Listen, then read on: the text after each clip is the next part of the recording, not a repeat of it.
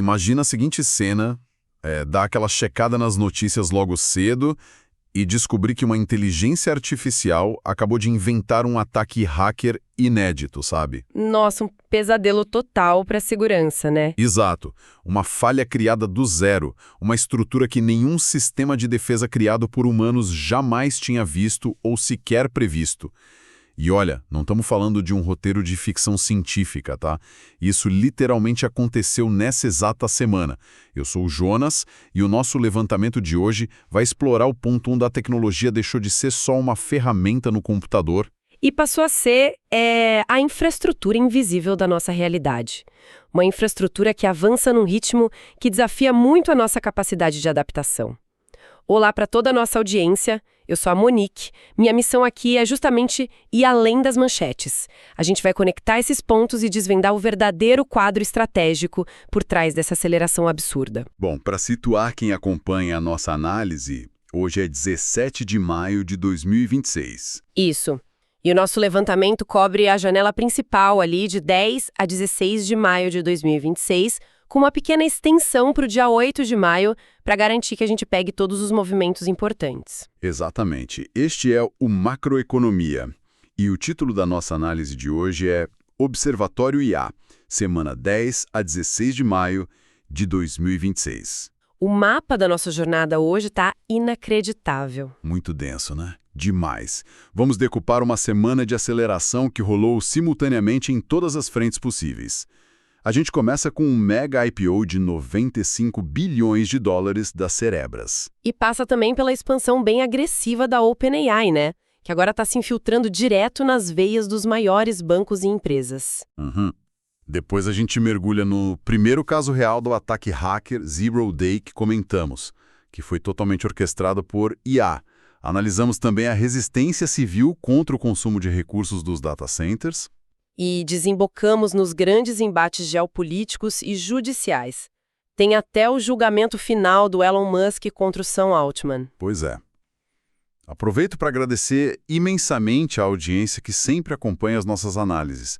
Continue engajando, curtindo, compartilhando o conteúdo para que a gente possa aprofundar essas discussões. E antes de mergulharmos nos dados, tem aquele recado fundamental. Canal Macroeconomia, que traz compilação de análises e notícias sobre macroeconomia, tecnologia e inteligência artificial.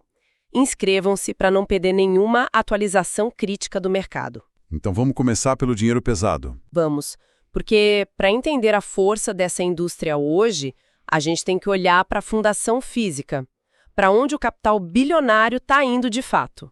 E essa fundação atende pelo nome de Cerebras Systems. A estreia deles na Nasdaq foi tipo um evento que sacudiu o mercado. A ação teve uma alta de 68% logo de cara. Uau! É um salto gigantesco. Muito. Saltou de 185 dólares para espantosos 311 dólares e 7 centavos. O valor de mercado deles bateu 95 bilhões de dólares. Foi simplesmente o maior IPO de tecnologia desde a Uber, lá em 2019. Eles captaram 5 bilhões e meio de dólares na largada, né? Isso. Os fundadores, o Andrew Feldman e o Sean Lai, literalmente amanheceram como bilionários. Mas, olha, o que me fascina mesmo não são os dólares. É a engenharia por trás disso. Para explicar de forma clara para quem nos escuta, tradicionalmente, treinar uma IA envolve conectar milhares de placas de vídeo. As GPUs, né? Que ficam conectadas com milhares de cabos. Exato. E o problema é que a eletricidade precisa viajar por esses fios microscópicos, o que gera gargalos, gera perda de tempo. E o que a Cerebras fez com o chip WSE3 foi simplesmente eliminar a viagem. O processador deles é enorme, não é? É 58 vezes o tamanho de uma GPU normal. É do tamanho de um prato. É como vender as maiores pás durante a corrida do ouro. Pensa no trânsito de uma cidade. Em vez de ter 58 prédios diferentes onde a informação precisa pegar o carro e enfrentar o trânsito nas ruas de cobre para conversar entre si, a Cerebras colocou todo mundo dentro de um único mega arranha-céu, onde a informação só pega o elevador. É perfeito. A velocidade cai de meses para horas. É brutal. É brutal na parte técnica. Mas trazendo um insight estratégico para cá, e sempre lembrando que fazemos análises de cenário e não recomendações de investimento financeiro, precisamos olhar para a base desse arranha-céu. A receita deles saltou para 510 milhões de dólares em 2025. Impulsionada por acordos colossais, tipo aquele de 30 bilhões de dólares com a OpenAI, certo? Exatamente. Mas aí é que mora o risco de cenário, onde está a vulnerabilidade. 86% de toda a receita da Cerebras hoje vem de apenas 2 clientes. Caramba, só 2? Só 2. E ambos estão ligados aos Emirados Árabes Unidos. Isso ilustra muito bem a vulnerabilidade da cadeia de suprimentos. Qualquer tensão geopolítica ali pode abalar essa avaliação de 95 bilhões num piscar de olhos. Isso me leva a um ponto crítico. A Cerebras tem esse contrato gigante com a OpenAI. E a sensação que dá é que a OpenAI está usando esse poder todo para engolir a economia corporativa. O que eles estão fazendo com tanto poder de processamento? Eles estão fazendo uma expansão horizontal extrema. A formalização da Deployment Company é o maior exemplo.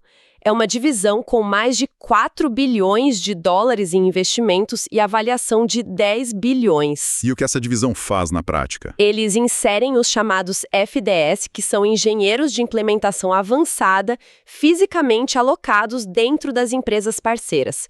Nomes gigantes como Bain Capital e Goldman Sachs. Espera. Vamos destrinchar isso. Eles enviam os engenheiros da OpenAI para sentar nas mesas da Goldman Sachs.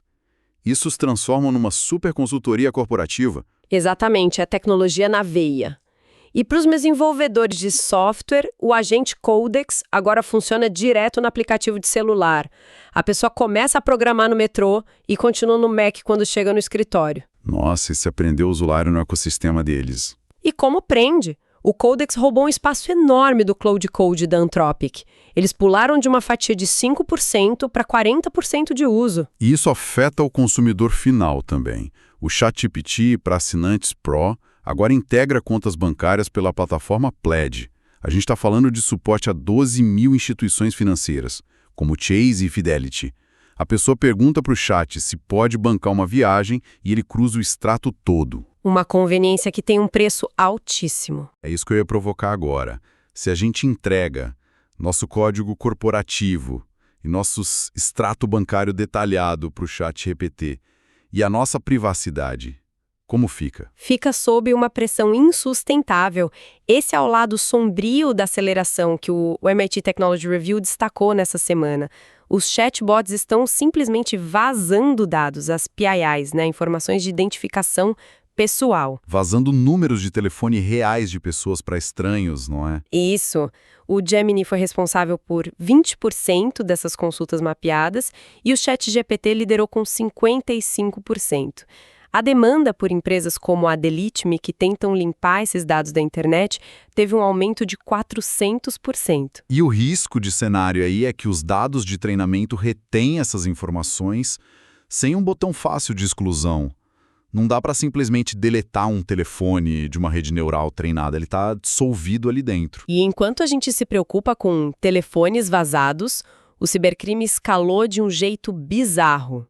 O que nos traz ao relatório do Google Threat Intelligence Group, o GTIG. Eles confirmaram o primeiro exploit de Zero Day auxiliado por IA e usado por criminosos. É o caso que você citou na abertura, a IA burlando a autenticação de 2 fatores, né? O 2FA. Exato. Era um script em Python. E o mais bizarro foram as alucinações da máquina.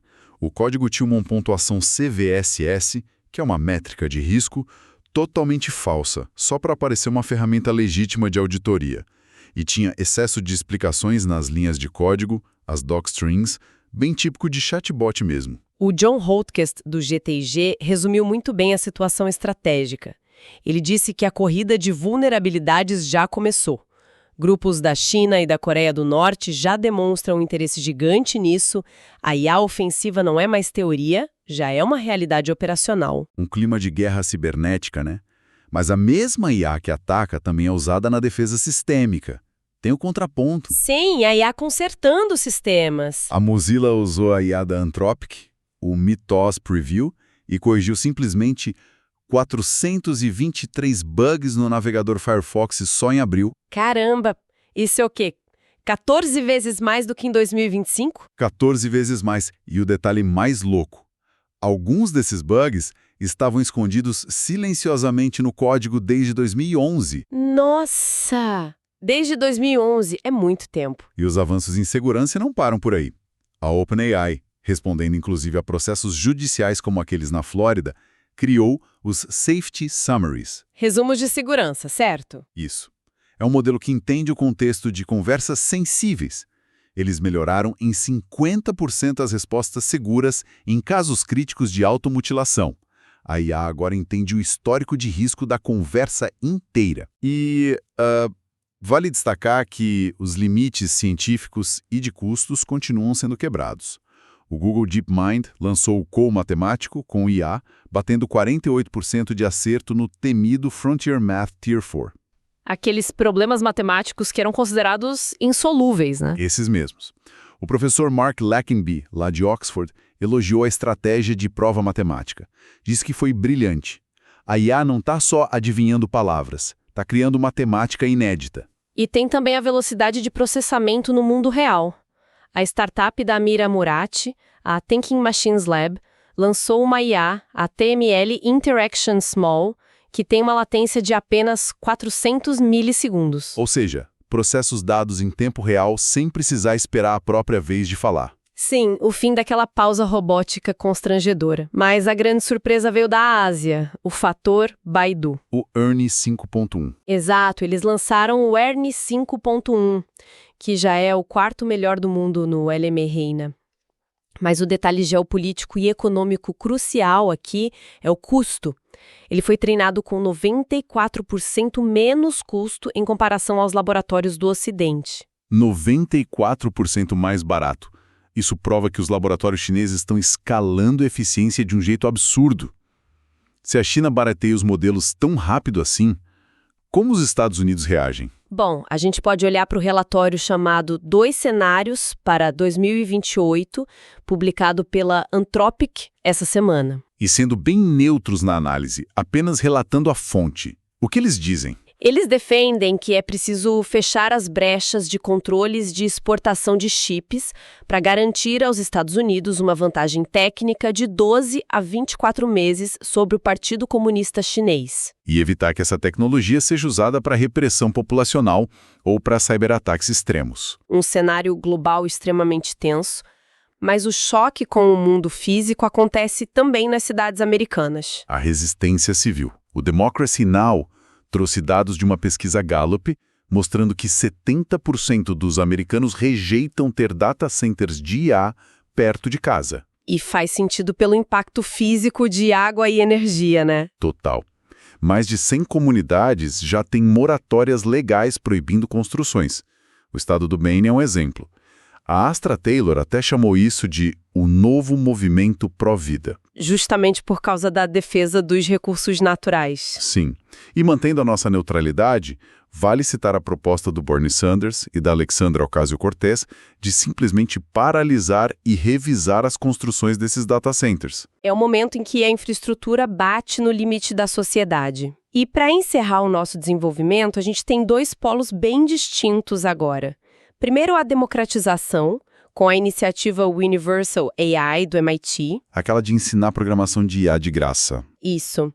A meta deles é atingir 1 bilhão de pessoas em 10 anos, oferecer capacitação gratuita. E do outro lado da moeda, o evento que pode mudar todo o controle dessa tecnologia no mercado? O julgamento final em Oakland. Musk contra Altman. A briga pela OpenAI. O Elon Musk está pedindo uma indenização de 134 bilhões de dólares. E a remoção do Sam Altman. Imagina como isso impacta a governança e os investidores. Gigantes como Microsoft e Amazon dependem da estabilidade ali. Se houver uma troca forçada de gestão ou um dreno financeiro dessa magnitude, as ondas de choque no mercado de venture capital seriam imediatas. É uma montanha-russa corporativa. Diante de toda essa escalada simultânea que analisamos aqui, tem um cenário que não sai da minha cabeça. Se a gente olhar as fontes, temos IAs descobrindo vulnerabilidades inéditas em sistemas.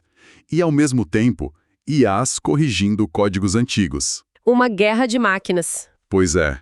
Será que estamos caminhando para um cenário onde os humanos serão apenas espectadores de uma guerra cibernética invisível, travada inteiramente por máquinas que operam em frações de milissegundo? É uma reflexão forte e que mostra o tamanho do risco e a necessidade da nossa análise neutra.